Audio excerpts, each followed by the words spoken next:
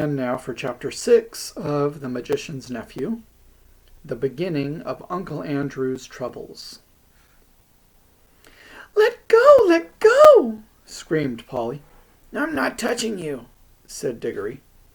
Then their heads came out of the pool, and once more the sunny quietness of the wood between the worlds was all about them. And it seemed richer and warmer and more peaceful than ever after the staleness and ruin of the place they had just left. I think that if they had been given the chance, they would again have forgotten who they were and where they had come from, and would have lain down and enjoyed themselves, half asleep, listening to the growing of the trees. But this time there was something that kept them as wide awake as possible. For as soon as they had got out onto the grass, they found they were not alone.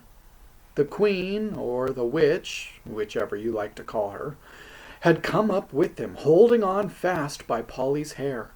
That was why Polly had been shouting, "Let go!" This proved, by the way, another thing about the rings which Uncle Andrew hadn't told Diggory because he didn't know it himself.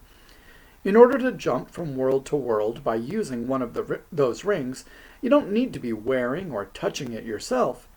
It is enough if you are touching someone who is touching it. In that way they work like a magnet, and everyone knows that if you pick up a pin with a magnet, any other pin which is touching the first pin will come too. Now that you saw her in the wood, Queen Jadis looked different. She was much paler than she had been, so pale that hardly any of her beauty was left, and she was stooped and seemed to be finding it hard to breathe, as if the air of that place stifled her. Neither of the children felt in the least afraid of her now. Let go of my hair," said Polly. "What do you mean by it?" "Here, let go of her hair, at once," said Diggory. They both turned and struggled with her.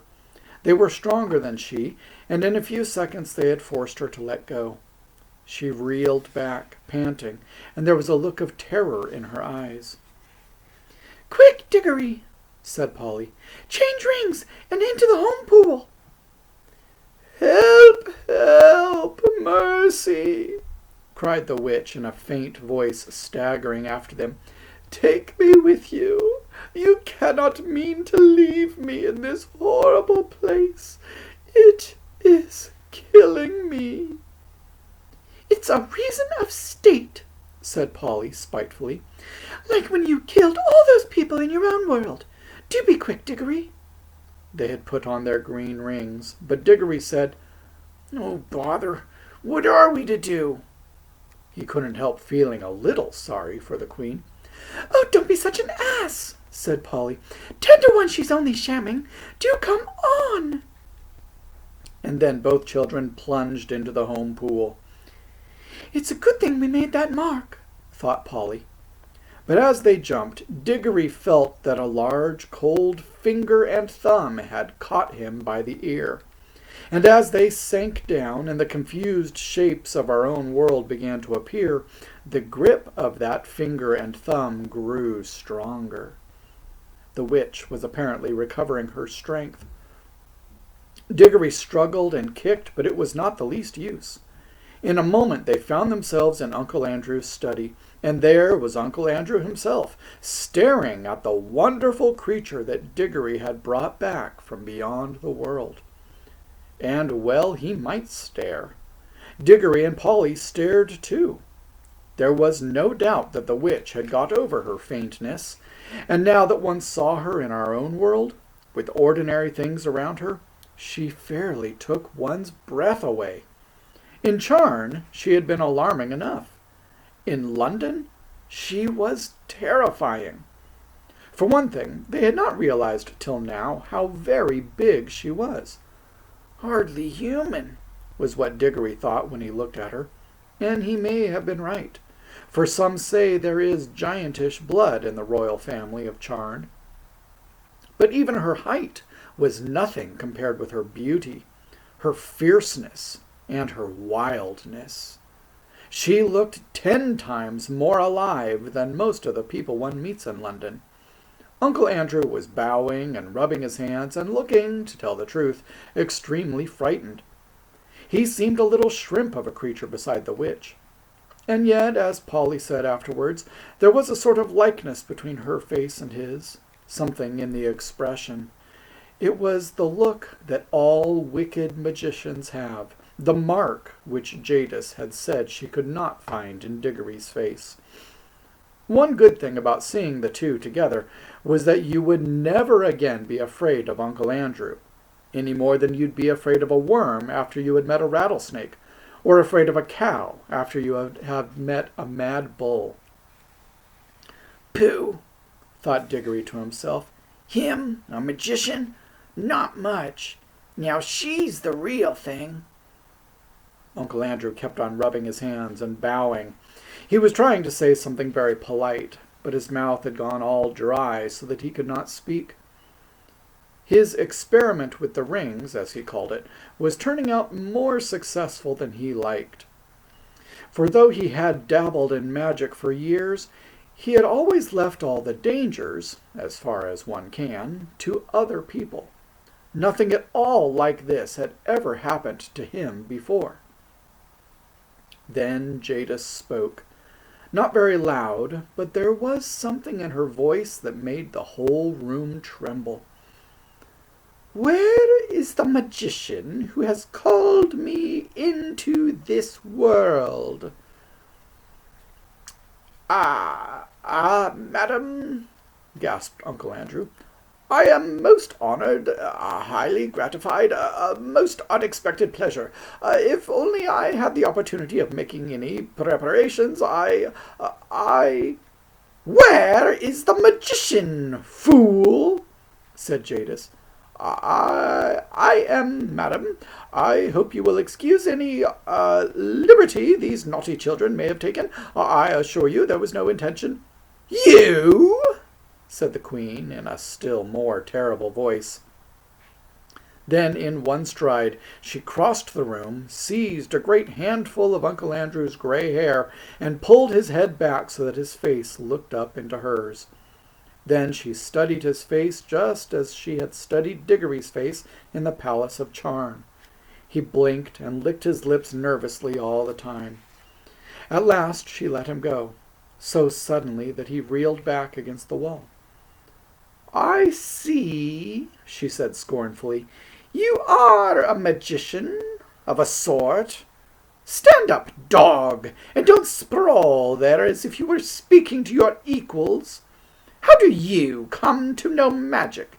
You are not of royal blood, I'll swear. Well, not perhaps in the strict sense, stammered Uncle Andrew. Not exactly royal, ma'am. The Ketterleys are, however, a very old family, an old Dorsetshire family, ma'am. Peace, said the witch. I see what you are. You are a little peddling magician who works by rules and books. There is no real magic in your blood and heart. Your kind was made an end of in my world 1,000 years ago. But here I shall allow you to be my servant. I should be most happy, delighted to be of any service, pleasure, I assure you. Peace! You talk far too much. Listen to your first task. I see we are in a large city. Procure for me at once a chariot or a flying carpet or a well-trained dragon, or whatever is usual for royal and noble persons in your land. Then bring me to places where I can get clothes and jewels and slaves fit for my rank. Tomorrow I will begin the conquest of the world. I'll go and order a cab at once, gasped Uncle Andrew. Stop, said the witch, just as he reached the door. Do not dream of treachery. My eyes can see through walls and into the minds of men. They will be on you wherever you go. At the first sign of disobedience, I will lay such spells on you that anything you sit down on will feel like red-hot iron. And whenever you lie in a bed, there will be invisible blocks of ice at your feet. Now go!" The old man went out looking like a dog with its tail between its legs. The children were now afraid that Jadis would have something to say to them about what had happened in the wood. As it turned out, however, she never mentioned it, either then or afterwards. I think, and Diggory thinks too, that her mind was of a sort which cannot remember that quiet place at all. However often you took her there, and however long you left her there, she would still know nothing about it. Now that she was left alone with the children, she took no notice of either of them. And that was like her, too. In Charn, she had taken no notice of Polly until the very end, because Diggory was the one she wanted to make use of. Now that she had Uncle Andrew, she took no notice of Diggory. I expect most witches are like that. They're not interested in things or people unless they can use them. They are terribly practical. So there was silence in the room for a minute or two. But you could tell by the way Jadis tapped her foot on the floor that she was growing impatient. Presently she said, as if to herself, "What is the old fool doing?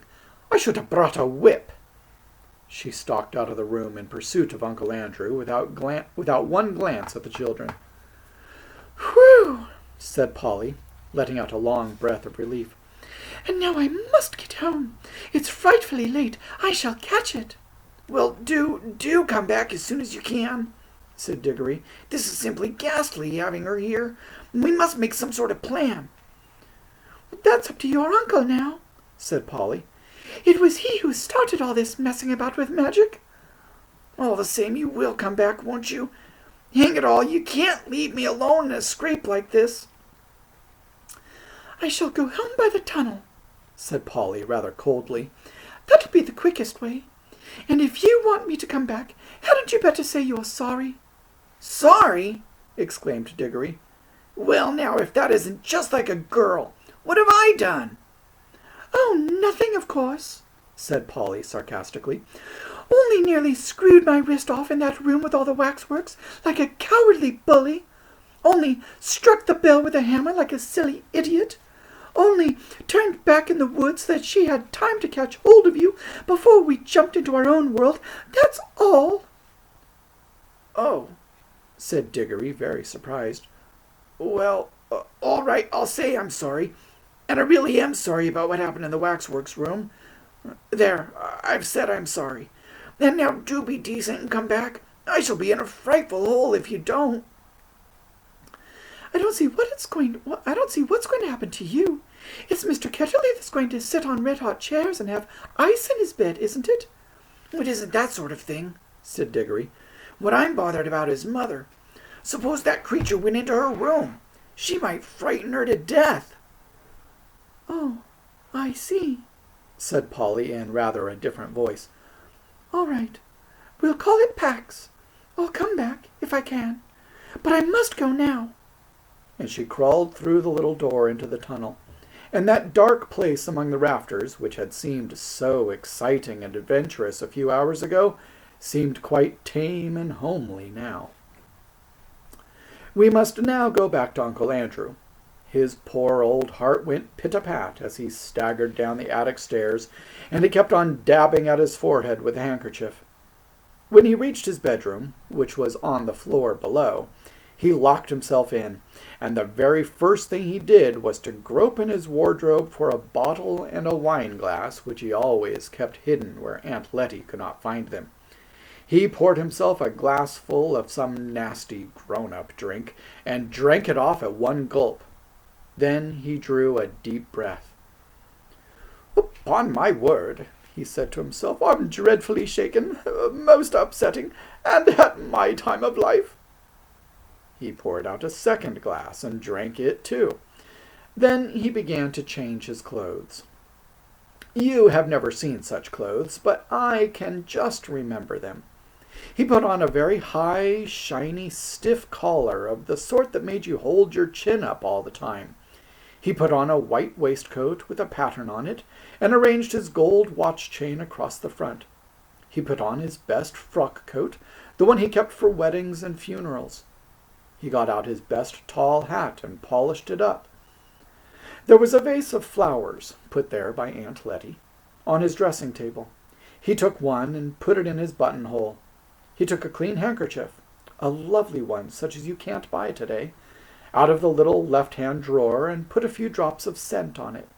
He took his eyeglass with the thick black ribbon and screwed it into his eye. Then he looked at himself in the mirror. Children have one kind of silliness, as you know, and grown-ups have another kind. At this moment, Uncle Andrew was beginning to be silly in a very grown-up way. Now that the witch was no longer in the same room with him, he was quickly forgetting how she had frightened him, and thinking more and more of her wonderful beauty. He kept on saying to himself, "A dem fine woman, sir, a dem fine woman, a superb creature." He had also somehow managed to forget that it was the children who had got hold of this superb creature. He felt as if he himself, by his magic, had called her out of unknown worlds. "Andrew, my boy," he said to himself as he looked in the glass, "you're a devilish well-preserved fellow for your age. A distinguished-looking man, sir." You see, the foolish old man was actually beginning to imagine that the witch would fall in love with him.